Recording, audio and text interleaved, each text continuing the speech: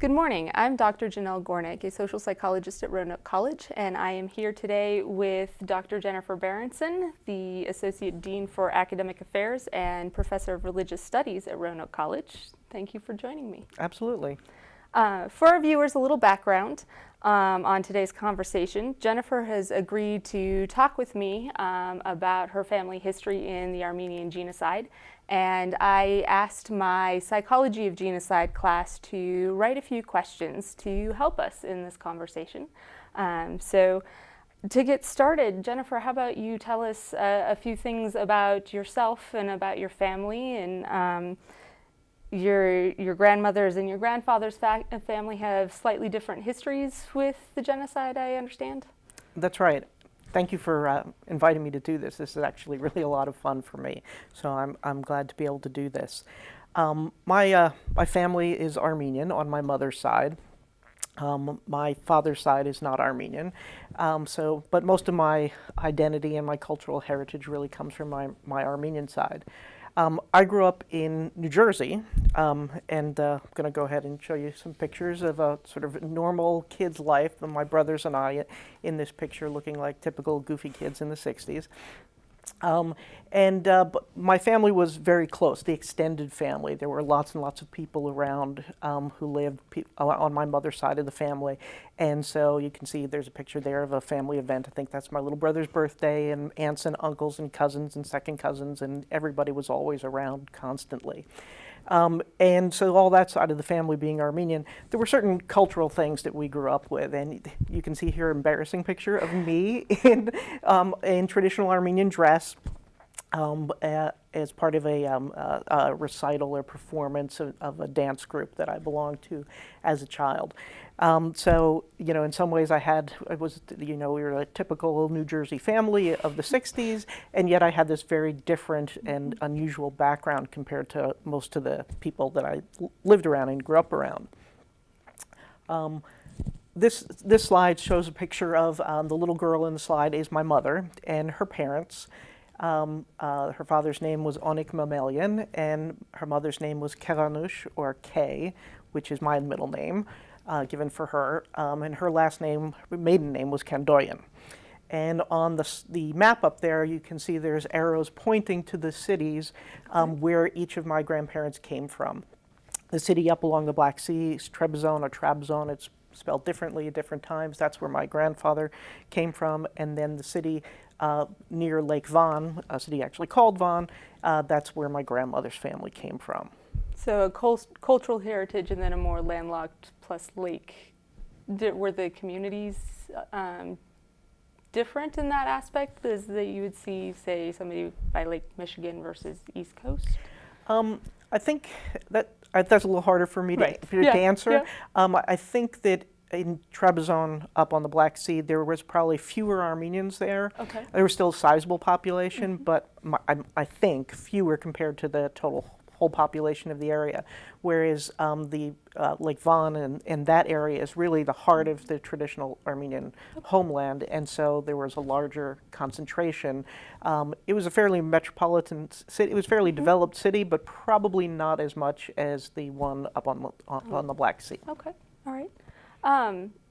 So this reminds me a little bit of some conversations that we've had in the past when we were talking about different Armenian factions or different Armenian political parties and how they responded during this conflict and some of the historical background to the conflict itself. Were those regional differences, or what sort of differences were there? Right. So there were quite a few Armenian political parties that arose during the late 19th, early 20th century in response to sort of things that had been going on in the Ottoman Empire. There were a number of attacks against Armenians in the late 1800s. And there had been ones earlier, but there were quite a few in the 1890s. And in the midst of this, a number of political parties rose up trying to figure out how best to survive, how to protect the Armenian people. These political parties did not get along with each other. They had very different visions about how to go about this. And I really don't know all the ins and outs of the different political angles of the different groups. My family was involved with the Armenian Revolutionary Federation, which is also called Tashnaksagan,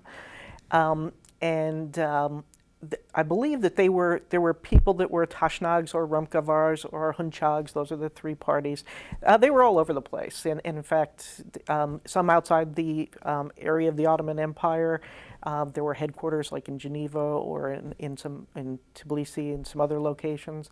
So there were Tashnags and Hunchags and Rumkavars living near each other, and sometimes, unfortunately, from what I've read, killing each other in an attempt to become sort of the predominant Armenian party. So it's sort of a sad story there. And at one point you had discussed one of these factions maybe supporting the Turkish Empire for a while and then feeling a little bit more backstabbed, or that they had been more violent in moving forward. Right. So, and I don't have all the history down on this, no, so fair enough. please understand this is not a result of lots and lots of historical investigation. But as the Young Turks rose to power in the time around, say, 1910-ish, right, the Tashnak party allied itself with the Young Turks. The Young Turks at that time had a rhetoric of bringing together and unifying all the different cultures under the Ottoman Empire into a new state, and so the Tashnags thought this is a great opportunity for us. After the Young Turks came to power, the rhetoric really changed into Turkification. The goal became to make Turkey really all about Turks, and to marginalize and eventually get rid of anybody who did not fit that ethnic cultural mode. And so the Tashnags had been very, very hopeful, and then felt like they were stabbed in the back as the Young Turks began to enact policies that resulted in the deportation and killing of not just Armenians, but Assyrians and Greeks and some other minorities as well, I believe. That's very interesting.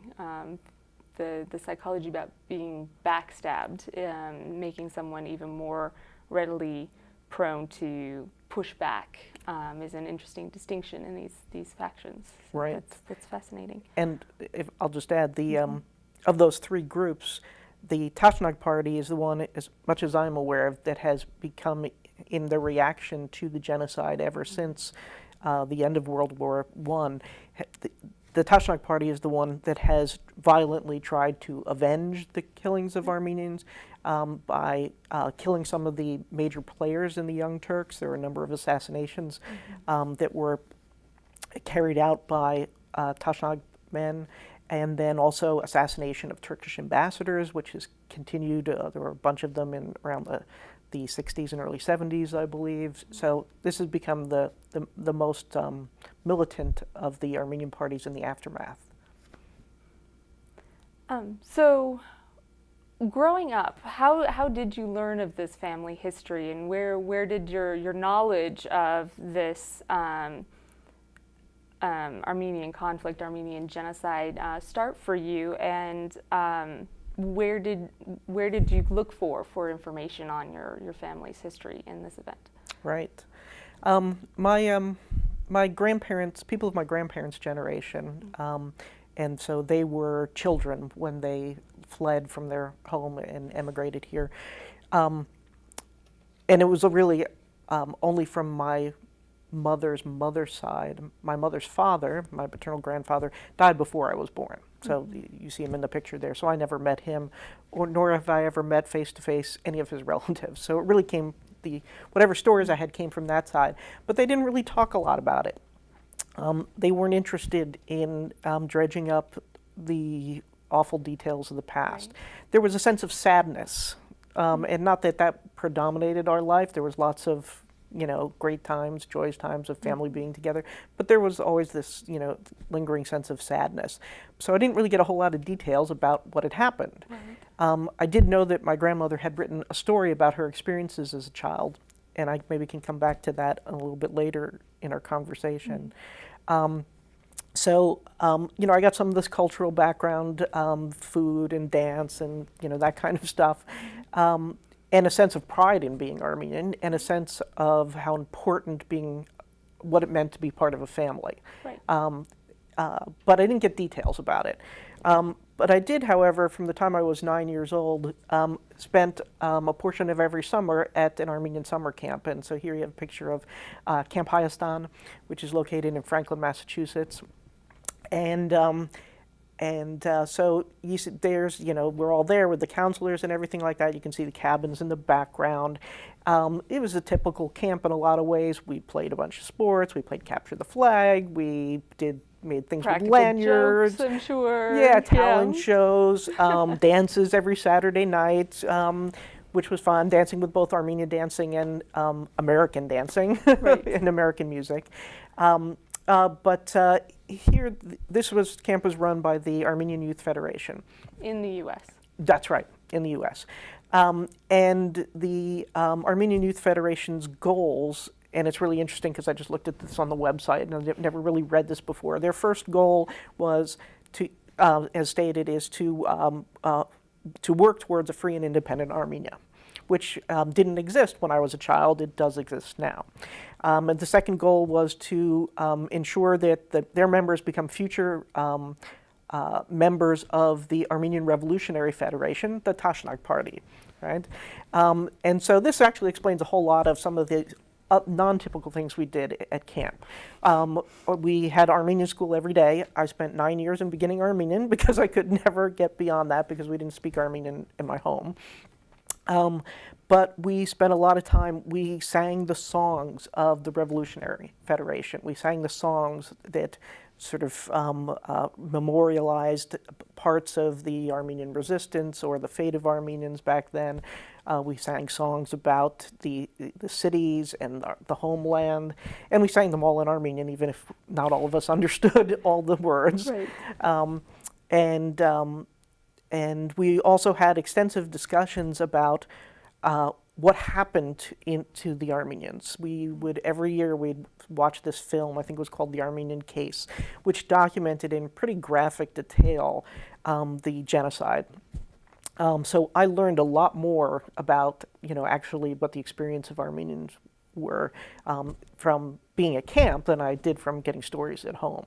And it was all couched in sort of the language of the Turks hated us because we were Christians, the Turks hated us because we were smart or wealthy, and they wanted to get rid of us. It wasn't, in retrospect, looking back, it wasn't a particularly sophisticated analysis Right. of what went on. Well, they're teaching rhetoric to children at that point, so a sophisticated analysis might not have been helpful at all. Right, no, absolutely. I distinctly remember sitting around a campfire one night, and I was probably, 12 or something like this, and the counselors who were in their early 20s asking us, sort of with intent eyes, if the ARF, the Tashnag Party, if the ARF told you to get on a plane and go pick up a gun and fight to take back our homeland, would you go? Would you give up your cushy little American life? I mean, I'm serious. Obviously, it had a huge impact on intense. It didn't have the effect on me that I think they hoped, because it actually made me more skeptical and critical. Right. But that's some of the things that went on at our camp. So what was the youngest age of child that was at this camp? What age did 9. 9 Yeah. was the typical 8 or starting 9. age? That is sort of unreal in some ways.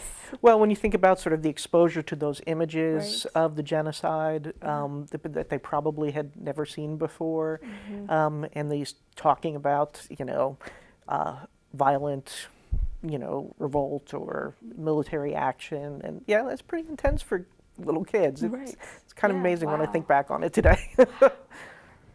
So what do you, from your experiences with the Armenian Youth Federation, how did those experiences shape your point of view of what happened during the Armenian genocide? And then how did those views start to change as you started to do some more academic digging up of what happened? How did what they told you, the unsophisticated sort of rhetoric that they gave, how did that give way to more sophisticated information? Right.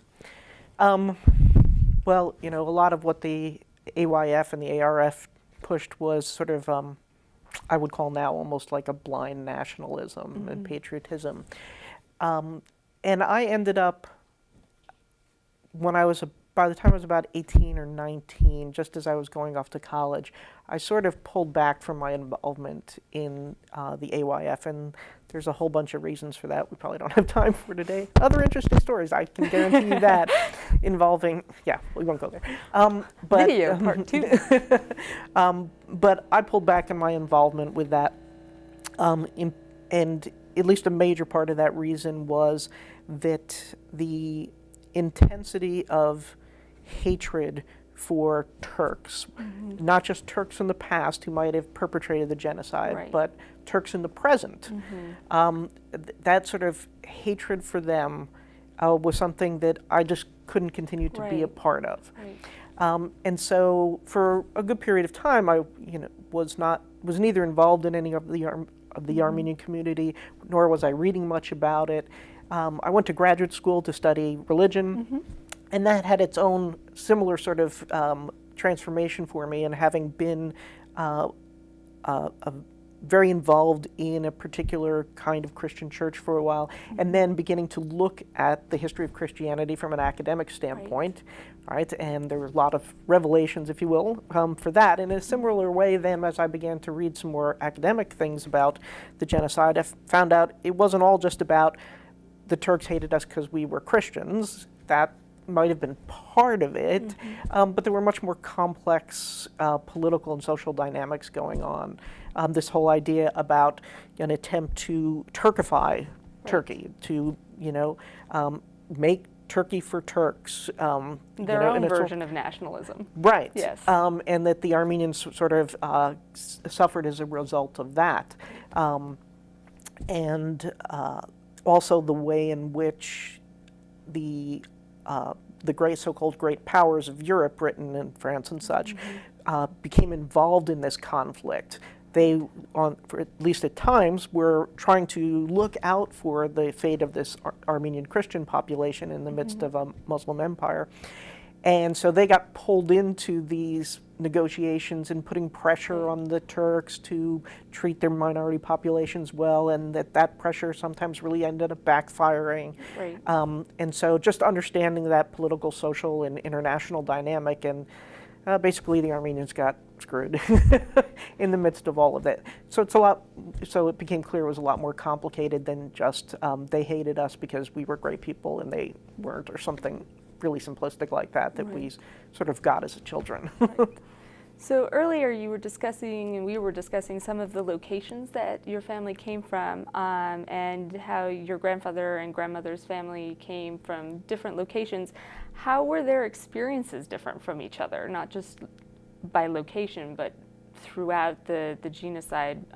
Did one group try to flee earlier? Did they push back? What sort of reactions did they have during the genocide? Right. Yeah, it's really, I've been fascinated as I learn more and more of it and try and put my family's experience in context. This map from Wikipedia, they've made a nice job of this one. The red dots show places in which Armenians were deported, or cities from which they were deported, and the size of it, the dots reflects the population deported. The red arrows indicate the route of deportation. And so, as you can see, that wasn't the same for all people. My maternal grandmother's family came from the city of Van, as I said, on that lake in the interior of what is now Turkey. And so here I've got a picture of sort of a classic picture of the ancient fortress of Van. This doesn't reflect the modern city or the city in the early 20th century. And then a picture of my grandmother as a child with her parents. So this picture was probably taken about 1904, 1905, something like that, and is one of the few pictures we have from back then. Here's what's interesting is that my great-grandfather, Clevon Kandoyan, who's in the picture, he came to the United States in 1910, which is 4 or 5 years before the genocide really began. As a child, I had sort of been either led to believe, or maybe I just filled in the blanks, trying to figure out why he came to the United States without his wife and his 5 children, that he was sort of going there to seek his fortune in some sort of emigrate to the United States because it's the land of opportunity. As I grew older, that didn't make sense to me, and what I found out instead was that he had been involved in some of the Revolutionary Federation work. He was what we call a fedai, which means an armed resistance fighter. And actually, here's a picture of from some fedais from the city of Van. I saw this picture on a website about a year ago, and the man that's all the way over on the left-hand side, our family has been debating about whether that is my great-grandfather or not. There's some question about it. At any rate, what this does show is these were armed resistance fighters in Van, and Van was sort of a center of resistance. So he was involved with some activities kind of like this. I don't know exactly what, but I do know that he was imprisoned. And he got out of prison in 1910, or just about that time, and then left, probably because it was no longer safe for him to be there. Right. And he came to the United States and eventually settled in Springfield, Massachusetts. The family he left behind, this is another one of those few photos. This is just a wonderful picture of a wedding. My grandfather is up there in the, let's see, that would be the upper left-hand side. And along with his wife and 2 of his children, my grandmother is there as well. And then the extended family. So this picture was probably taken in about maybe 1906, 1907, something along that line. So the rest of the family remained there in Van. As the massacres began, Van continued to be the center of resistance, and so there were members of the family who fought to defend the city, defend the Armenian population, and so there was the so-called defense of Van. It was one of the major Armenian uprisings, because in many other places the Armenians did not resist, they were just pretty much led to their death. And so my family, the rest of it stayed, and they were involved in that. My grandmother, in her story, talks about going out at night to pick up empty bullet shells and bring them back so that they could be refilled for being used the next morning. Pretty sobering sort of idea for a 11, 12-year-old girl to be doing that with her siblings. And so that defense continued, and it went on for a while, and again, I don't have all the particulars down, but they ended up needing then to flee at a certain point. And so they fled to Yerevan, another Armenian city, which is now the capital of the modern Republic of Armenia. Eventually, after fleeing, and there's a lot of my grandmother's story focuses on how that happened and such, and the Russian troops coming in and helping to save them at a certain point from Kurdish what would you call them? Kurdish armed forces that were sort of perpetrating some of the genocide. The family eventually went to Yerevan, was there for a while, and then got to Constantinople after the war, or Istanbul today, where my great-great-grandparents lived. And so this is a photo of my great-grandmother, her 5 children, and my great-uncle, shortly before they came to the United States. Wow. So on the one hand, you have, the dad who got out of town because of, he had to leave because of his revolutionary work, and then his wife and children who had to live through sort of the battlegrounds of the resistance of the city and then flee and be chased, and many people died in that route fleeing to Yerevan, but they made it all alive.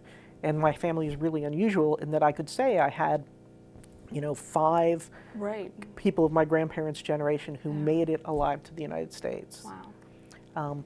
So that was the experience of one part of the family. I think the next, this is a picture of, I couldn't find a good picture with good resolution of what the city of Vaughan looked like in 1915-ish or anything like that. Right. But here, these pictures show looking down from the rock fortress down into what was the city, and you can see where the lines, where you could see the foundations of buildings and such, and it's all just a ruin now. Yeah. And there's a modern city of Vaughan a couple miles away, but this is the remains of the city from the early 20th century. And it's just all gone. It's all gone. Yep. I know that many people, as they fled, they thought that they would come back, and they hid stuff. They buried stuff, well, who knows what the fate of all that stuff was. Right. My maternal grandfather's family from Trebizond. This is a picture. It's not great resolution, but a picture looking at Trebizond from the early 1900s. In contrast to what happened with Vaughan, this city has survived, and you can see a picture here. It's like almost from the same angle. Wow. And it's a thriving big metropolis, right? So again, a very different outcome for the Yes. families there. I'll explain these pictures in just a second, but my grandfather, Onik Mamelian, I really didn't know much about him growing up because he was dead, and he had developed Parkinson's disease, and so even as he was older, he didn't share much about his life and his experience. But he came from the city.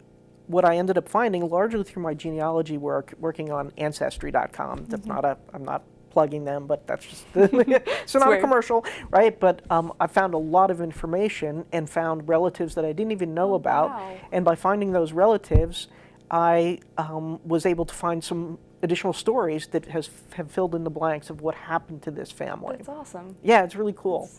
Yeah. So on the screen up here, the letter in the middle of it is a letter that was written by one of my grandfather's brothers, and this was in our family papers, even though the people in my family didn't realize that there was this other brother, right? But we had this paper, and basically it's the brother, and this is the young man on the right, and he was writing to the Near East Relief and some other organizations trying to find his youngest sister. Oh.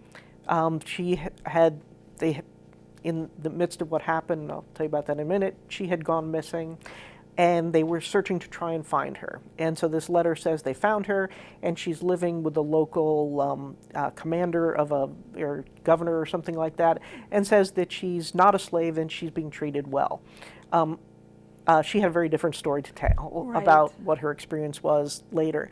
But eventually, my grandfather continued writing and trying to not just locate her, but then paid for her to be educated until finally, and she went to a school in Istanbul, and then eventually immigration laws opened up, so she was allowed to emigrate to the United States in the 30s.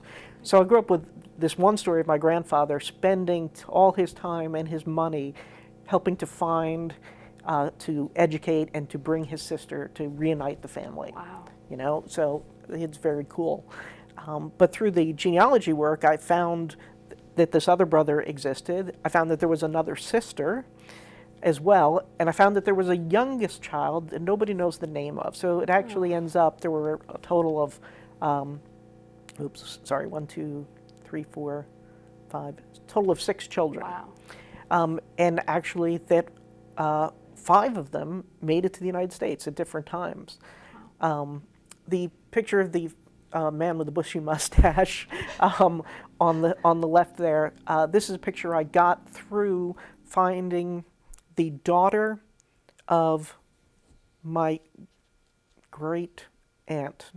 So this is the woman who was sort of basically enslaved by a Turkish commander and then went to school and came to the United States. Her daughter is about 70 or so years old. I found her Oh, wow. via Facebook, because I was able to figure out what her name was through genealogy stuff Right. and what her daughter's name was. Found the daughter on Facebook and wrote them, and she put me in touch with her mom. Wow. Crazy stuff. And she had all these pictures and stories, and so she gave me this picture Wow. of my great-grandfather. And it turns out what happened to him was that actually his oldest son had come to the United States. Not clear why, probably because there had been troubles at various times, and so he left and came to the United States. And then sometime, probably around 1905 or so, Simon, whose picture's here, he ran a restaurant, bar, or something like this, and he was killed by a Turkish soldier who was drunk. And then the next brother, the other one who's pictured here, he left at that time, leaving behind the mom and 4 children, including my grandfather. So some of the father was killed, 2 of the oldest brothers left, 4 younger ones were left there. And what happened to them, as I've learned from this relative I've gotten in touch with, is that they received an order late one night that it's 6 a.m. or something the next morning, they had to be ready to leave. And I don't really know what happened at that point. I know that, so there are 2 boys and 2 girls. I know that the one daughter was taken and sort of enslaved, if you will. Another daughter was raped. The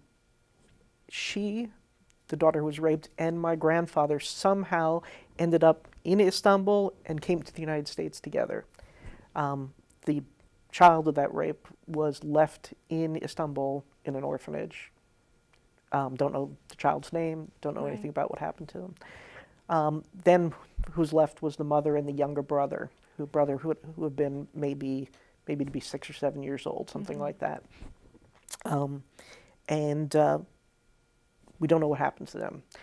The map that I showed you earlier showed that the deportation route for people in Trebizond, there's a red arrow that leads into the Black Sea. And so what we know is that what happened in Trebizond is that many Armenians were taken out in boats and thrown overboard and drowned, or just sort of herded into the sea. So I'm assuming that's what happened to them. Wow. Yeah, it's pretty sobering. But I know some of their names now. I didn't know their names before. Right. And that's good, and that's helpful. That's actually pretty amazing to be able to find these names and reconnect or connect with individuals now with Ancestry.com type things and Facebook. Right, it's amazing. And you pick up on these tiny little clues where, on some of the ship manifests it says, who are you coming to join? And so you can see if there was a relative who was already in the United States, and who is the closest relative you're leaving behind. And so I find my great-grandfather's name there, Simon Mamelian. I find my great-grandmother's name there, Lucintak Mamelian, names that I didn't know before. Right. So, and in finding that it's just really cool and meaningful, and it sort of gives me a memory of them to continue on in a way that I didn't have before. Right. Here, let me see what the next. Yeah. So there's that deportation slide. I think the other thing I was going to say here is that if you look closely at this, you'll see a lot of those lines of deportation leading down into the lower right-hand quadrant over here, in the area of Deir Zor, I think it's called. It's a desert area where many Armenians were herded through these forced marches. And I didn't want to show you a whole lot of gruesome pictures, but there's one picture that was taken at the time, and apparently the caption in the picture in the book says that this was a typical scene throughout Turkey, or the Ottoman Empire, seeing Armenians lying dead by the road. Here's a picture of some excavations that were done in the 30s out in Deir Zor, and you can see they're excavating skeleton fragments and such. And I found this more modern picture of a young man in the desert. Also, I mean, the bone fragments are still there and can be easily picked up. So that was the fate of many Armenians. Those few who survived ended up in orphanages, and many came to the United States after that. So, Wow. So you've talked a little bit about religion and Christianity, and studying religious studies as an academic. And what role do you think your family history has played in your views of religion and morality and ethics? yeah, that's a great question. Let me put religion to the side for a moment, because that's actually a little bit more complicated, Right. as religion tends to Right. be.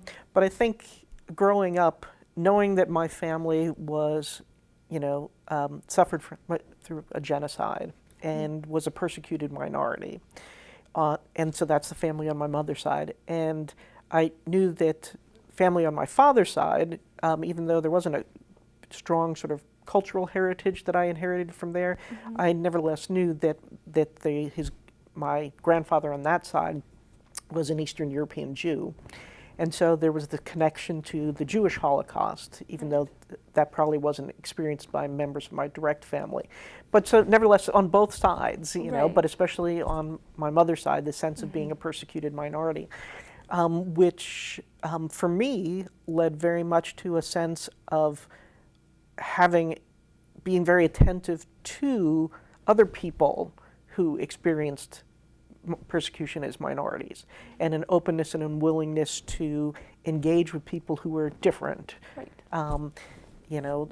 My mom went off to college, and her best friend was a young black woman, which some people in my family were horrified by this, but because, well, some Armenians, there's a racist past in many countries. But for my mom as well as for me, what resulted for us was a sense of openness towards other people and people who are different, and very much a concern when we saw those people being marginalized, if not something very much worse happening to them.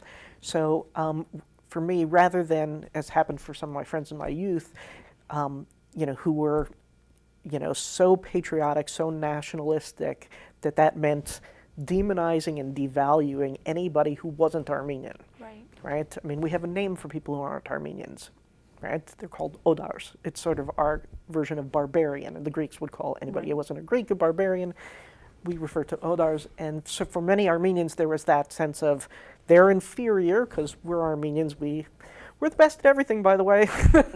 That's how many people present it, but that's not what happened to me. Many of my friends walked away with that, whereas I walked away more with this sense of a sense of care and responsibility, and inclusiveness, right? So that's how it worked for me. My family was never really that involved with the Armenian church. We'd show up for the big occasions, sort of, especially weddings and funerals, and occasionally maybe go for Easter, kind of a thing. But we're in a particularly religious family. I ended up getting involved in what we call evangelical Christianity as a youth, quite separate from my family. And I don't really know how Armenians' identity as Christians is really, really strong. They are correct in saying that they are the first nation as a whole to have converted to Christianity in the 4th century. And very proud of that. How Armenians have struggled with trying to ask that question, where was God when all this happened? I'm really less aware of any writings about that in the way you see from Jews in the modern world trying to struggle with what happened with the Holocaust and sort of reconciling that with their vision of God, or not being able to reconcile that. I don't know how much the Armenians struggled with that. And again, that's because I wasn't really raised in the church part of the tradition. But for me, the answer that I've come to is not to ask the question, where was God when all this happened? Or meaning, why didn't God stop it?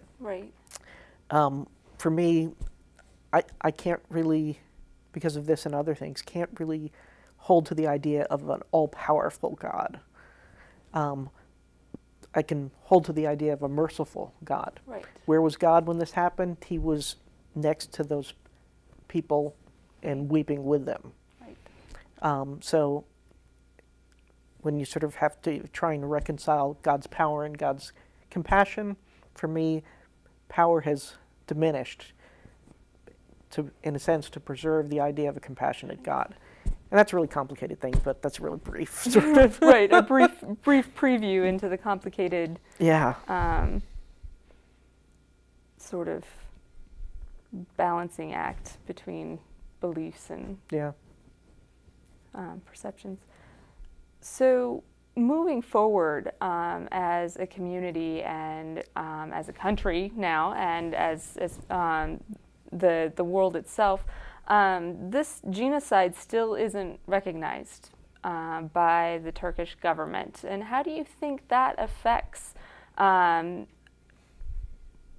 culturally the Armenian culture, and then the country that has been formed? How do you think that all plays together, this not being recognized? It's a huge thing for Armenians. It really is. The slide that we have up here now, this is of the Armenian Genocide Memorial just outside of Yerevan. And it was built, I think, in the 60s.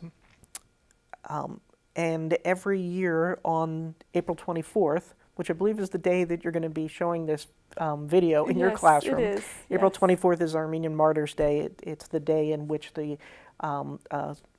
couple hundred Armenian intellectuals in Istanbul, or Constantinople at the time, were basically rounded up and deported, and it was the very beginning of the genocide in 1915.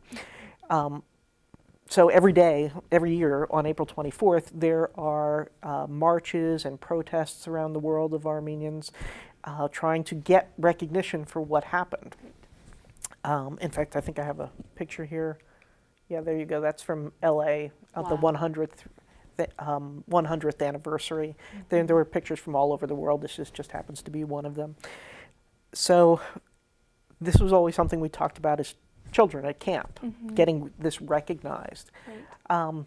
In some sense, the irony is that by it not being recognized, it forced us to band together to make sure that we remembered, Right. to keep that alive, to have something to work forward, to give the community so sort of a cohesive project, in a sense, to work on. Right. If you think about if the genocide had been recognized, How would it have been different? right, the community might not have been as tight-knit as it was. I don't know. Certainly it influenced the way the Armenian community grew in the United States. I think Armenians differ a lot on what they want from recognition. Right. Some want not just recognition, some want our land back.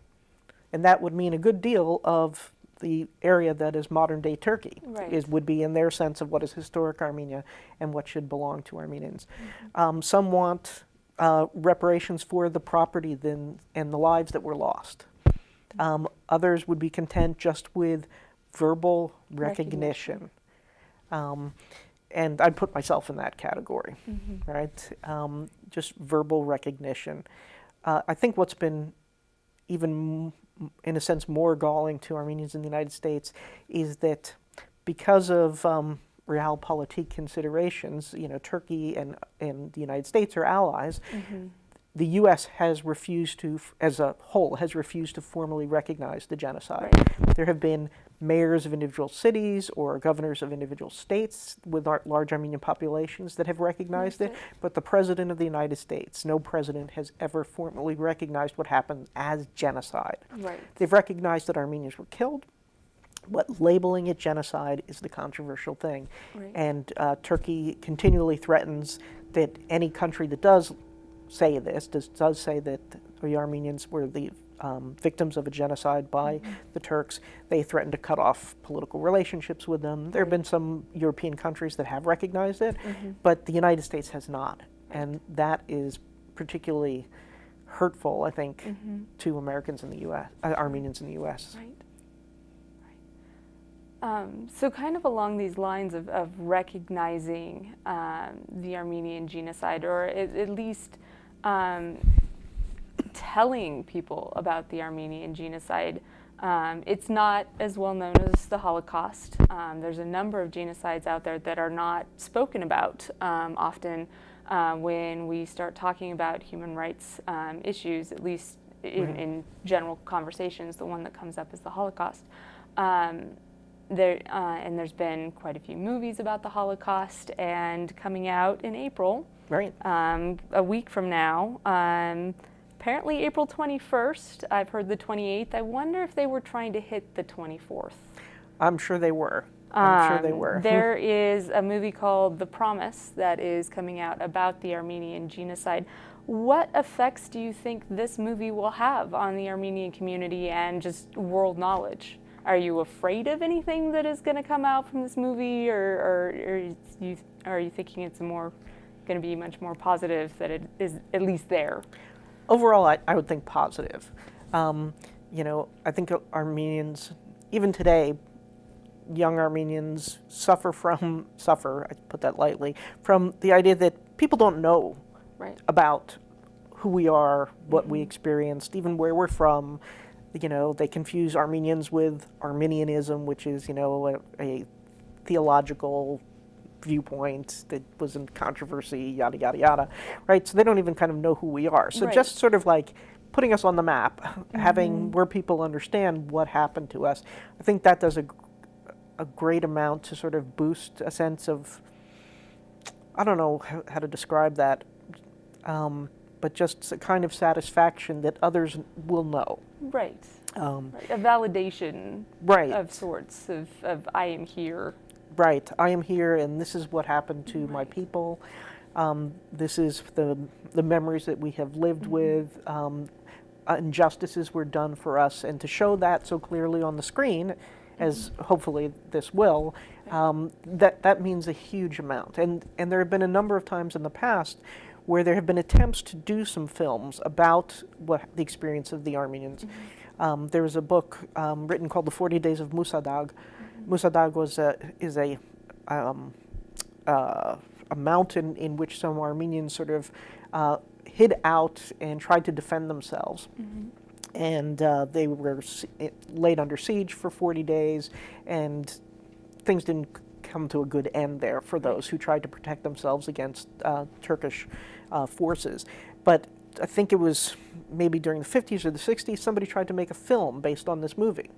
But there was pressure put by the Turkish government that ended up putting the kibosh on the film.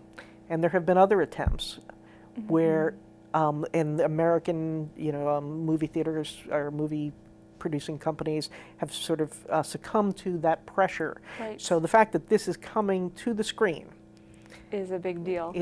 And I was going to mention, if you look it up on IMDb, it has like half a star right now on the ratings, and it hasn't even come out yet.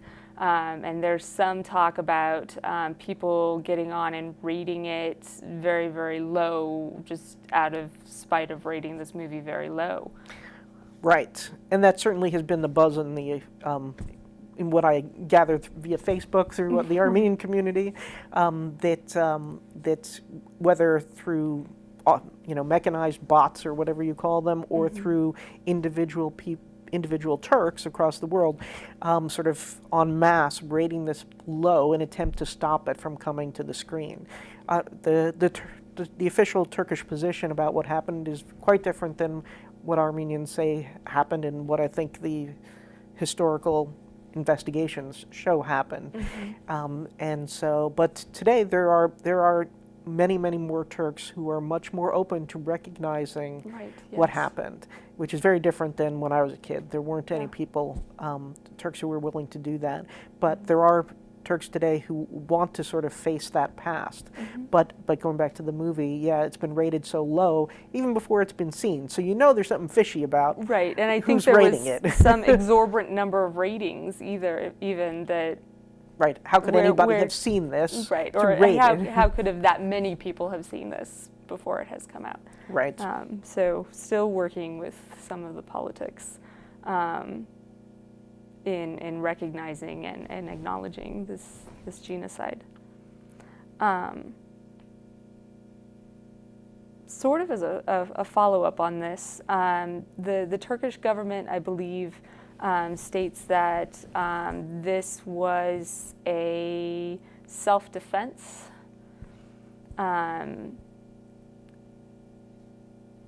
Do you have thoughts on maybe their alternate point of view of what's... Right. Right. So the claim is that the Armenian populations were resettled because they were in league with Russia, which was the Right. enemy to the east Right. and the north. And so for the security of the country, the Armenians had to be resettled. Now, I do believe it's true that some Armenian groups, because remember we talked about there's multiple factions, Right. and then there's probably lots of Armenians who didn't belong to any political party. They were just trying to live their Right. stinking lives. Right. But I think there's probably a truth that some of those political factions in some areas We're reaching out to Russia. were reaching out to Russia. We know they were reaching out to the European powers, Right. calling for, say, help us, do something, put pressure on the government. Right.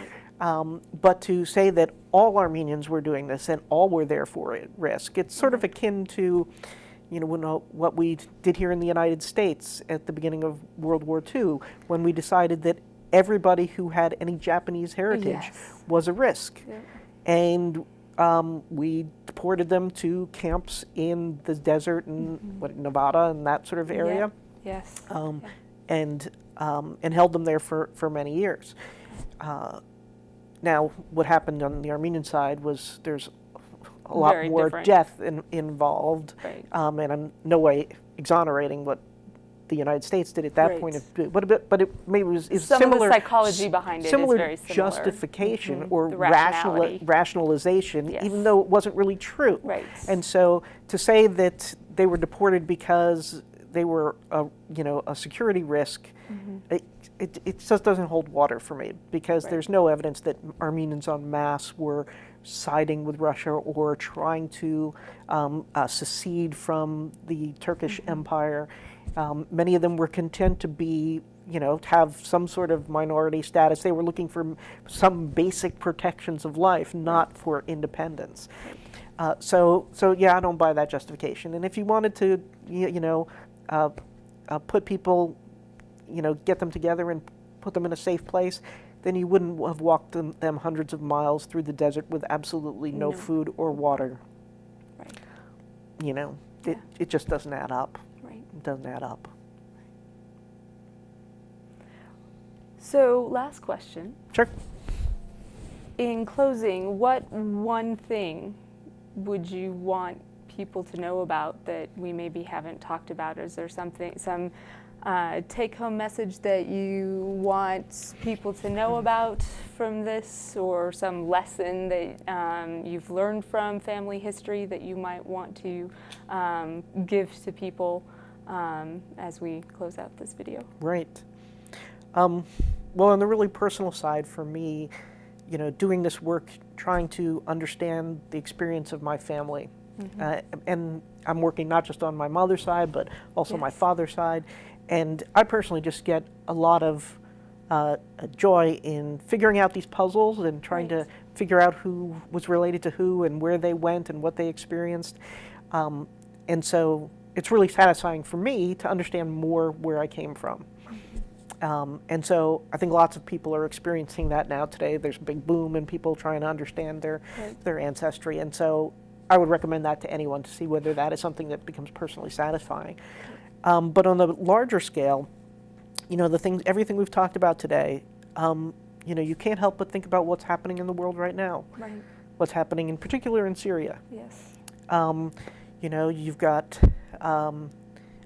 religious conflicts, political conflicts. You've got outside powers, whether it be Russia or the U.S. and NATO involved. You have minority communities being relocated under siege, without food and water, trying to flee, and now, at least from the United States, restrictions being put on these people fleeing. When my grandparents' generation came over, they got in before the U.S. closed the doors. Yeah. And then my great aunt was not able to come for 10 years. She was finally able to come. Right. And thank goodness she was able to be in a safe situation before she came. For those 10 years, yeah. Right. But when you look at the horrors of what happened, and I only showed a couple of pictures there, right? And you look at the memories that people have to live with, and we are in the midst of it right now. Mm-hmm. And you know, it's not the same situation, but those complicated dynamics are going on, and I don't know what the right answer is to what's going on in Syria. Right. But we have to work for a compassionate action whenever it's available to us, right? And so things like closing the doors to, you know, women and children, or even adult men. I'm not any of them, and to assume that they're all, you know, somehow dangerous and you know, somehow will pose a threat to the United States. Mm-hmm. I'm sure that's the way my family was looked at back then. You know, when my mother went to kindergarten, she didn't know how to speak English. Mm-hmm. You know, she looked different than everybody else. There were questions about, you know, who were these people? Where were they from? Were they really a good influence? And time has told that, you know, Armenians, as many other minority populations, have thrived in this country and contributed greatly to it. And so let's not make these mistakes again. Yeah. That's the takeaway, really. This is not history. It's not just history. It's current events. Yeah. Well, thank you so much again for joining us and answering our questions. And I really, really appreciate what you've had to say. And hopefully the world can find a way forward. Absolutely. Right now and later. Thank you again for giving me this opportunity. It's really quite meaningful to me.